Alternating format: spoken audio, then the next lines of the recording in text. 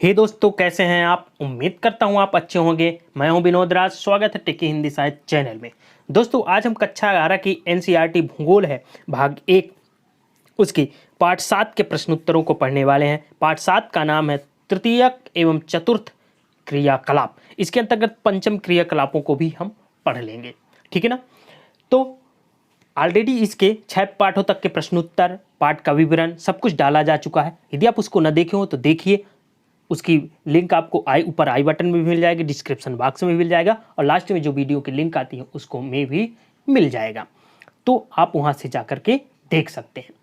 यदि आप चैनल को सब्सक्राइब न किए हो तो सब्सक्राइब कर दें, बेल आइकन प्रेस कर दें जिससे आपको वीडियो की नोटिफिकेशन मिलती रहे। वीडियो को लाइक करिए, चाहे आपको वीडियो अच्छी लगे तो लाइक करिए, नहीं अच्छी लगी तो डिसलाइक करिए, कमेंट्स करिए और वीडियो को अपने दोस्तों तक शेयर करिए। तो चलिए आज हम पढ़ते हैं कक्षा 12 एनसीईआरटी भूगोल भाग 1 के पाठ 7 तृतीयक एवं चतुर्थक क्रियाओं के प्रश्नोत्तर, जिसमें पहला है द्वितीयक एवं तृतीयक क्रियाओं में प्रमुख रूप से अंतर।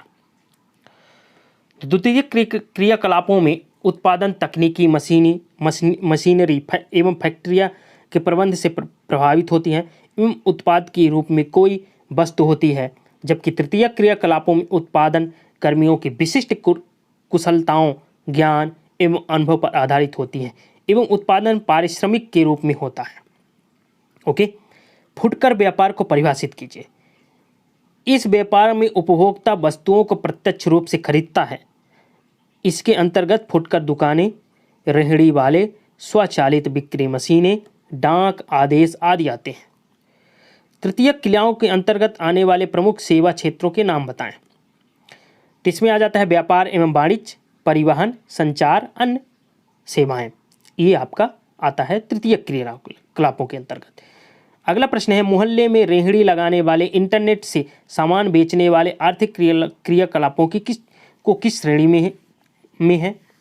तो ये दोनों ही तृतीयक क्रियाकलापों के अंतर्गत फुटकर व्यापार में संलग्न है, चाहे वो रेहड़ी लगाने वाले हो चाहे इंटरनेट से सामान बेचने वाले हो।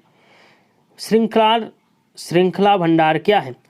तो एक भंडार चलाने के अनुभवों को अन्य भंडार पर लागू करके अनेक जगह अपने व्यापारिक प्रतिष्ठान चलाना क्या कहलाता है, श्रृंखला भंडार कहलाता है, ठीक है ना।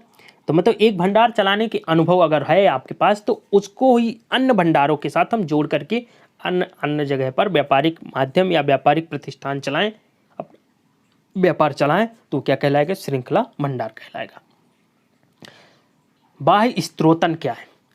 बाह्य स्त्रोतन किसी कार्य में दक्षता को बढ़ाने के लिए एवं लागत घटाने के लिए कार्य को किसी बाहरी अभिकरण एजेंसी को सौंपना है जो अपेक्षाकृत सस्ता एवं कुशल हो। ओके, पंचम क्रियाकलाप को उदाहरण सहित समझाइए। इसके अंतर्गत वह क्रियाकलाप आते हैं जिसमें कर्मी उच्चतम स्तर के निर्णय लेते हैं, वह नीतियों का निर्माण करते हैं, जैसे वित्त एवं विधि परामर्शदाता। ओके, अगला प्रश्न है सूचना एवं संचार प्रौद्योगिकी का विकास पूरे विश्व में एक जैसा नहीं है। इसके आधार पर विश्व का विभाजन क्या कहलाता है। तो ये कहलाता है अंकीय विभाजन। परिवहन दूरी कैसे व्यक्त की जाती है। परिवहन दूरी को लंबाई की वास्तविक दूरी, समय अथवा लागत दूरी के रूप में व्यक्त किया जाता है। परिवहन के संदर्भ में समकाल सेवाएं रेखाएं किसे कहते हैं। परिवहन के साधनों द्वारा समान समय में पहुंचने वाले स्थानों को मिलाने वाली रेखा को समकाल रेखा कहते हैं। चतुर्थक सेवाओं को उदाहरण सहित समझाइए। चतुर्थक सेवाओं के अंतर्गत कर्मचारियों के विशिष्ट ज्ञान का उपयोग किया जाता है। दूसरे शब्दों में यह ज्ञानोन्मुख सेक्टर है। प्राथमिक एवं द्वितीयक सेक्टरों से बड़ी संख्या में चतुर्थक सेक्टर की तरफ सेवाओं का प्रतिस्थापन हुआ है। इन सेवाओं में वृद्धि अर्थव्यवस्था के विकसित होने का प्रतीक है। इन सेवाओं के अंतर्गत सूचना का संग्रहण, उसका वितरण, अनुसंधान एवं विकास, विभिन्न प्रभागों में परामर्शदाता आदि आते हैं। ओके, अगला प्रश्न है चिकित्सा पर्यटन क्या है। विकासशील देशों में तेजी से उभरने के क्या कारण हैं। तो जब चिकित्सा एवं उपचार के साथ साथ पर्यटन की सुविधा भी प्रदान की जाती है तो इसे चिकित्सा पर्यटन कहते हैं। भारत, थाईलैंड, मलेशिया एवं सिंगापुर जैसे विकासशील देश चिकित्सा पर्यटन के क्षेत्र में अग्रणी होकर उभरे हैं। इसका प्रमुख कारण है इन देशों में विकसित देशों की अपेक्षा चिकित्सीय सुविधाओं का सस्ता होना तथा साथ ही चिकित्सा का उच्च स्तरीय भी होना भी है। ये क्या है? चिकित्सा पर्यटन है। इसीलिए संयुक्त राज्य अमेरिका जैसे विकसित देशों में प्रतिवर्ष हजारों की संख्या में रोगी चिकित्सा हेतु भारत आते हैं। अगला है व्यापार एवं वाणिज्य किस प्रकार सेवाओं को जन्म देते हैं? संक्षेप में विवरण दीजिए। तो उत्तर होगा व्यापार में क्रय विक्रय के लिए व्यापारिक से लेकर अंतर्राष्ट्रीय स्तर तक के व्यापार होते हैं। इस प्रक्रिया के अंतर्गत कई संग्रहण एवं विपणन केंद्र जन्म लेते हैं, जिन्हें हम दो श्रेणियों में रख सकते हैं, ग्रामीण विपणन केंद्र और नगरीय बाजार केंद्र। व्यापार भी दो प्रकार के होते हैं। कौन कौन से? थोक व्यापार और फुटकर। देख लीजिए, थोक व्यापार, इस व्यापार को वे बिचौलिए स्थापित करते हैं जो विनिर्माताओं से सीधे सामान उपलब्ध कराते हैं। इसी पूरी प्रक्रिया में बड़ी संख्या में लोग संलग्न होते हैं एवं रोजगार प्राप्त करते हैं। अगला प्रश्न है अंकीय विभाजन क्या है, व्याख्या करें। तो विश्व के सभी देशों में सूचना एवं संचार प्रौद्योगिकी समान रूप से विकसित नहीं है। जिन देशों में सूचना एवं संचार प्रौद्योगिकी विकसित है वहां लोगों को सूचना मिलने में तीव्रता होती है और वे विकसित प्रदेश प्रौद्योगिकी के कारण आगे बढ़ जाते हैं, जबकि विकासशील देशों को आधुनिकतम सूचना एवं संचार प्रौद्योगिकी आसानी से प्राप्त नहीं हो पाती और वे विकास की दौड़ में पीछे रह जाते हैं। यह विश्व के देशों को विभाजित कर देता है। इसी को अंकीय विभाजक कहा जाता है। एक देश के विभिन्न राज्यों में इस तरह का विभाजन हो सकता है, जैसे भारत में हैदराबाद, बेंगलोर, दिल्ली, कोलकाता जैसे नगर अन्य नगरों से आगे हैं। अब आपको बताना क्या है, विकसित देश कौन कहलाते हैं और विकासशील देश किसे कहा जाता है। उदाहरण नहीं बताना है, किसे कहा जा सकता है, किन विशेषताओं के कारण विकसित देश कहलाते हैं और विकासशील देश, आपको कमेंट के माध्यम से बताना है। बाह्य स्तोतन एवं ज्ञान आधारित बाह्य स्तोतन में अंतर बताइए। बाह्य स्तोतन उसे कहते हैं जब हम किसी भी प्रकार के कार्य को लागत कम करने एवं कुशलतापूर्वक संपन्न कराने के लिए बाह्य एजेंसी को सौंपते हैं। लेकिन जब हम किसी ऐसे कार्य को बाहरी एजेंसी या व्यक्ति को सौंपते हैं जिसमें विशेषता किसी विशिष्ट ज्ञान या कौशल की आवश्यकता हो, उसे ज्ञान आधारित बाह्य स्तोतन कहते हैं। नेक्स्ट प्रश्न है तृतीय क्रियाकलापों में पर्यटन की भूमिका स्पष्ट करते हुए पर्यटन को प्रभावित करने वाले कारकों को स्पष्ट करें। पर्यटन विश्व के प्रमुख तृतीय क्रियाकलापों में अग्रणी स्थान रखता है।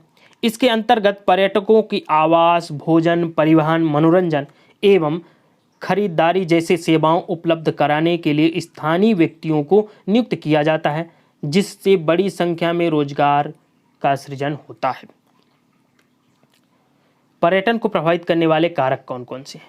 पर्यटन को प्रभावित करने वाले जिसमें पहला कारण जीवन स्तर में सुधार। जीवन स्तर में सुधार एवं आय में वृद्धि के कारण पर्यटन की प्रवृत्ति बढ़ती है। परिवहन की बेहतर सुविधाएं पर्यटन की तरफ लोगों को आकर्षित करती हैं। भूदृश्य क्षेत्र विशेष की मनोहारी भूदृश्य पर्यटन के लिए लोगों को उत्साहित करते हैं। जलवायु एक ही समय में अलग अलग क्षेत्रों में जलवायु की भिन्नता पर्यटन का प्रमुख कारक है।